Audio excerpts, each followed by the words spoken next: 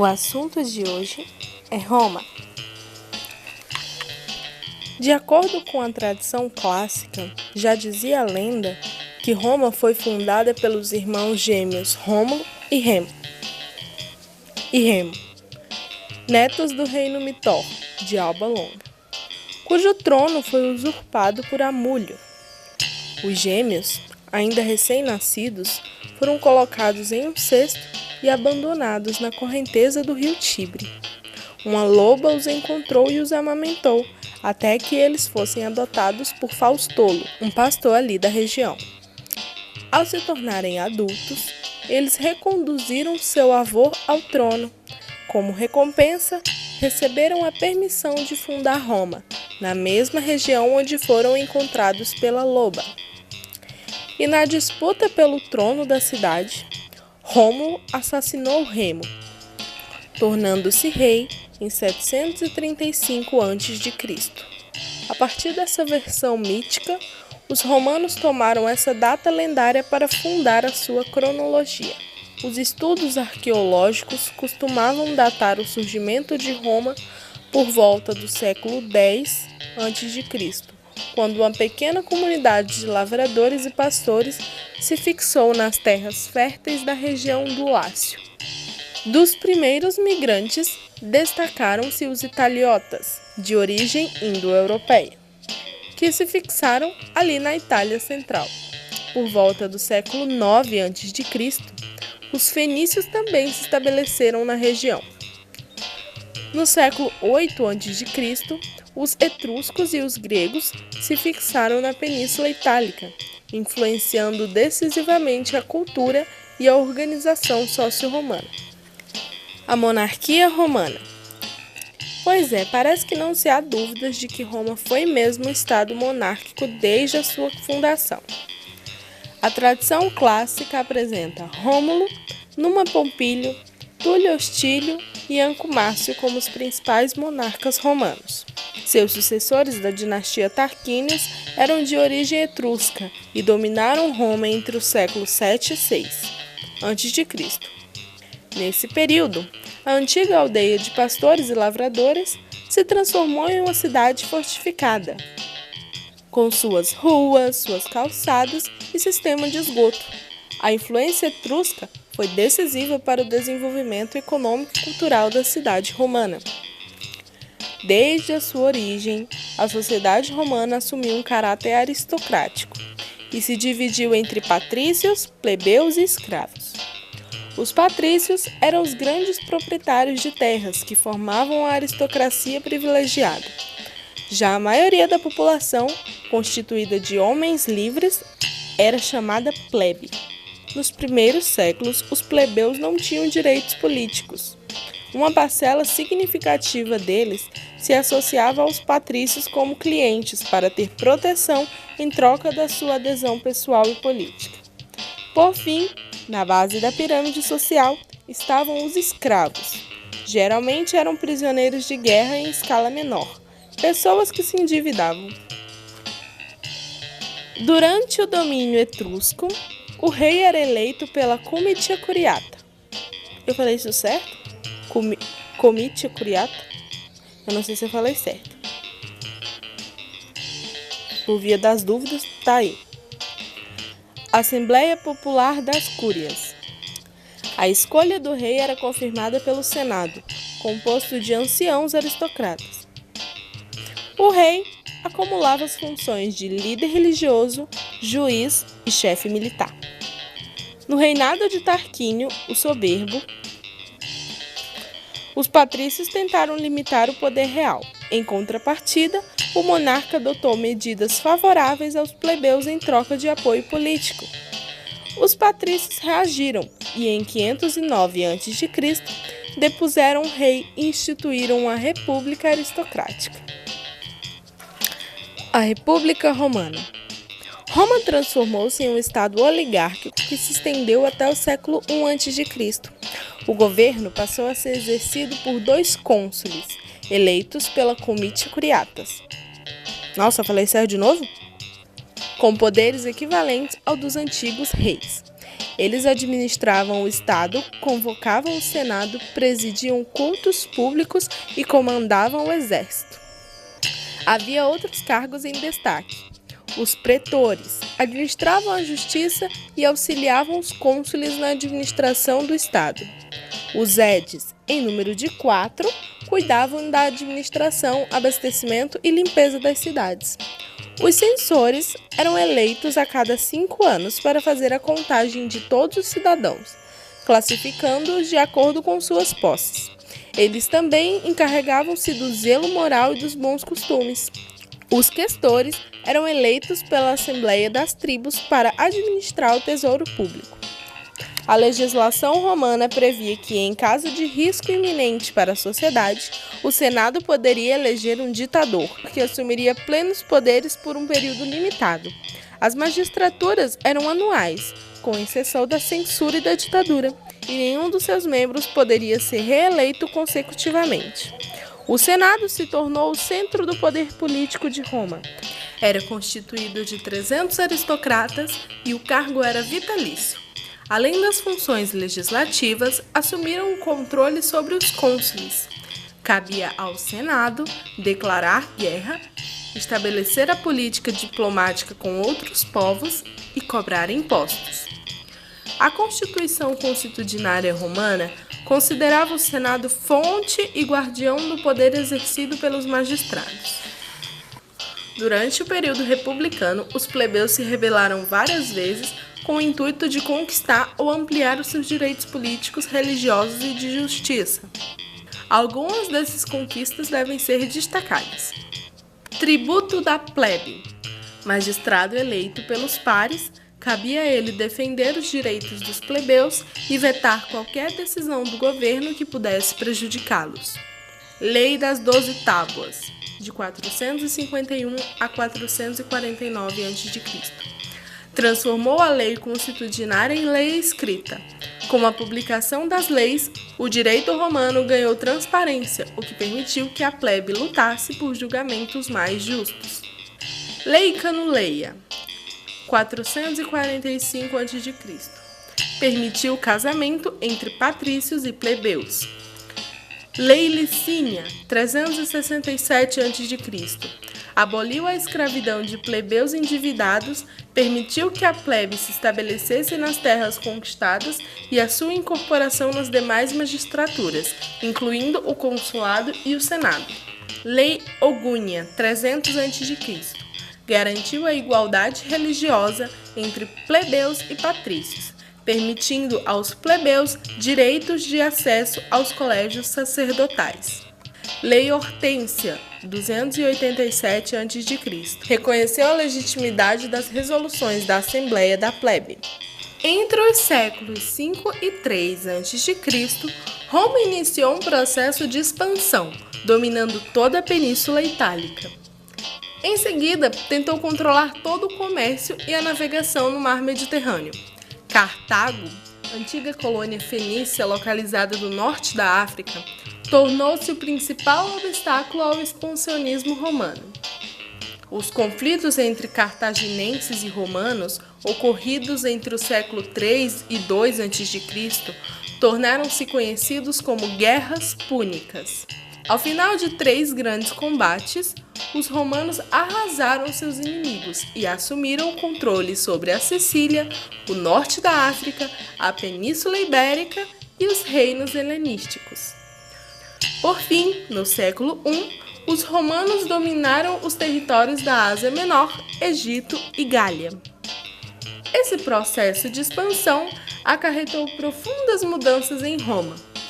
Os povos dominados eram obrigados a contribuir anualmente com grandes quantias de ouro e prata para os cofres romanos. Havia ainda o dízimo sobre os produtos agrícolas enviados para abastecer a cidade romana. A expansão militar privilegiou o crescimento do comércio e o enriquecimento de um grupo de comerciantes conhecidos como equites, ou cavaleiros, que se favoreceram da crescente procura por artigos de luxo vindos dos mais distantes domínios romanos. Aos poucos, esses ricos comerciantes passaram a reivindicar o direito à participação política. O número de escravos foi ampliado na mesma proporção em que ocorriam as novas conquistas. Milhares de cativos prisioneiros de guerra e suas famílias eram negociados pelo melhor preço.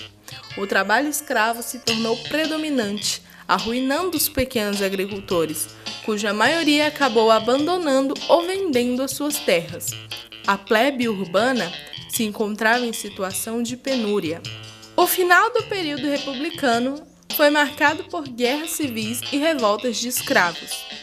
As duas maiores revoltas escravas ocorreram na Sicília, em 136 a 132 a.C., e na Península Itálica, de 73 a 71 a.C. A segunda teve a maior projeção, pois os escravos revoltosos formaram um verdadeiro exército e, liderados pelo gladiador Espartaco, de origem trácia, venceram várias batalhas, até serem derrotados pelas tropas de Crasso. Os revoltosos capturados foram crucificados ao longo da Via Ápia, estrada que liga Roma e Capua. Os irmãos Tibério e Caio Grasso, dois jovens patrícios, tentaram minimizar as tensões sociais. Tibério propôs a limitação da extensão de terras públicas destinadas a cada patrício, reservando parte delas aos cidadãos pobres. Em represália, os patrícios o mataram. Caio Grasso tentou levar o projeto adiante, mas foi rechaçado e acabou cometendo suicídio. As tensões sociais abriram o espaço para as ditaduras militares e guerras civis. A Primeira Guerra Civil colocou Mário, ex-general romano, em oposição a Sila, seu antigo colaborador. Mário defendia as medidas de reforma agrária, enquanto Sila defendia os interesses da aristocracia. Após a morte de Mário, Sila retornou a Roma e, apoiado pelo Senado, instaurou uma ditadura.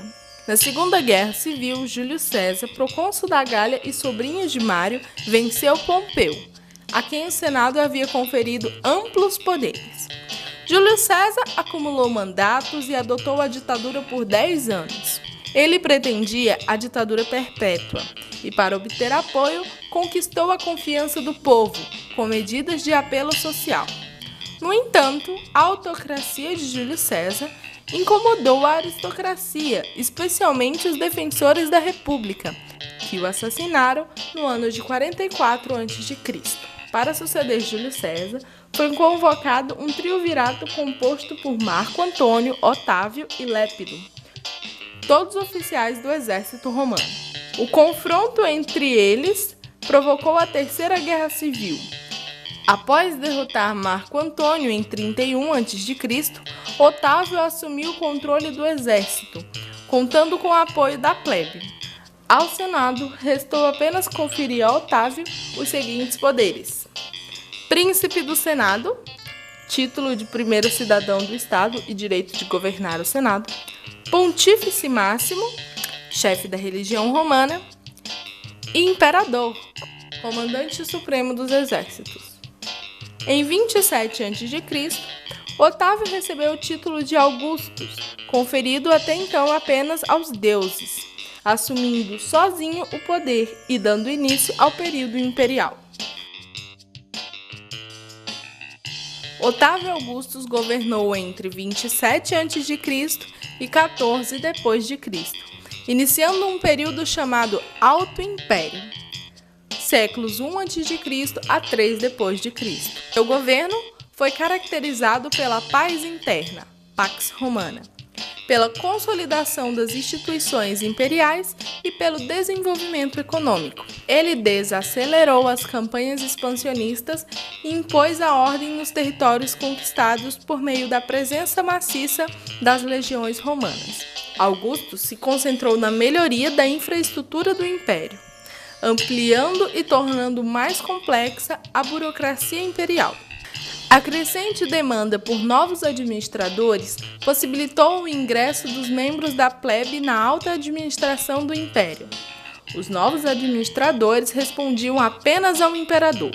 O Senado perdeu parte do seu poder ao mesmo tempo que passou a admitir membros da plebe e de representantes de todas as províncias romanas. Augustus ainda tomou medidas para retomar o crescimento demográfico, instituiu a realização de censos periódicos para averiguar o aumento da população nos domínios do império. Após sua morte, o Senado proclamou Augusto como um deus e o incluiu entre as divindades da religião oficial romana. Tibério, de 14 a 37 d.C., sucedeu Augusto e teve o seu poder ortogado pelo Senado. O despotismo caracterizou seu império e o de seus sucessores na dinastia Júlio-Cláudios, Calígula, Cláudio e Nero. Nesse período, o poder imperial se apoiou no fortalecimento da influência política do exército, especialmente da guarda pretoriana, que garantia a proteção pessoal do imperador desde o reinado de Augusto. Após a morte de Nero, seguiu-se um período de anarquia, em que os chefes militares ocuparam o trono imperial. A normalidade política foi resgatada pela dinastia dos Flávios, de 69 a 96, e mantida pela dinastia dos Antônios, de 96 a 192. A dinastia dos Antônios se destacou pela atuação de grandes imperadores: Trajano, Adriano, Antônio Pio e Marco Aurélio, que mantiveram a paz nos territórios e a expansão das atividades econômicas. O império, aos poucos, estendeu a cidadania romana. Durante seu reinado, Adriano, de 117 a 138, incentivou as relações entre as províncias do império, garantiu a liberdade religiosa e facilitou o acesso aos direitos da cidadania, que seria estendido a todos os súditos do império em 212 pelo imperador Caracalla, da dinastia dos Severos. Marco Aurélio, de 161 a 180, por sua vez, dividiu seu poder com Lúcio Vero. Essa divisão do poder parece resgatar o sistema político do período republicano, por exemplo, no caso dos cônsules. Ao final de seu reinado, Marco Aurélio nomeou seu filho, Cômodo, para a função de coimperador. A incompetência de Cômodo, de 1080 a 1093, marcou o fim da dinastia chamada Era dos Bons Imperadores. Insatisfeito com os desmandos do imperador, um grupo de senadores organizou seu assassinato, dando início a um período de instabilidade política. No início do século III, a crise política se acirrou e abalou decisivamente as estruturas do império, iniciando um período conhecido como Baixo Império, do século III a V, momento em que se ocorreu uma gradual perda dos territórios conquistados. Por conseguinte, a remessa de tributos, suprimentos e escravos vindo das antigas regiões conquistadas diminuiu drasticamente. A substituição da mão de obra escrava tornou-se cada vez mais difícil, pois agricultores e artesãos livres quase haviam desaparecido da região ocidental do Império. A debilidade do Estado romano foi acentuada pelos diversos períodos de anarquia militar, com vários generais lutando entre si pelo controle do trono e dos territórios. Enquanto o exército dividia-se para defender os seus respectivos comandantes, as fronteiras ficavam cada vez mais expostas aos ataques externos. As ameaças vinham especialmente de persas e de povos germânicos, do Oriente e do Norte da Europa, respectivamente. O espaço deixado pelas tropas romanas foi ocupado pelo crescente banditismo. As cidades empobrecidas começaram a se fortificar. O intercâmbio de mercadorias decaiu e as rotas terrestres e marítimas foram praticamente abandonadas. Durante o seu reinado, Diocleciano, de 284 a 305, tentou reorganizar o império, dividindo-o em duas partes, cada uma delas devendo ser governada por um Augusto, associado a um César, destinado a ser o seu sucessor. Esse sistema de governo, que ficou conhecido como tetrarquia, fracassou. O fim do reinado de Diocleciano foi marcado por uma nova guerra civil. Ainda deve-se destacar Constantino I, de 306 a 337, que favoreceu o cristianismo, estabelecendo a liberdade de culto por meio do Edito de Milão, em 313, e Teodósio I, de 379 a 395, o último imperador a exercer sua autoridade sobre todo o império. Ele adotou o cristianismo como religião oficial do Estado, por meio do Edito de Tessalônica, em 380, estendendo a autoridade do seu culto para todos os súditos. Embora tenha mantido a integridade do império, ele sancionou a futura separação entre Oriente e Ocidente do império ao dividir entre os seus filhos o governo de Roma e de Constantinopla.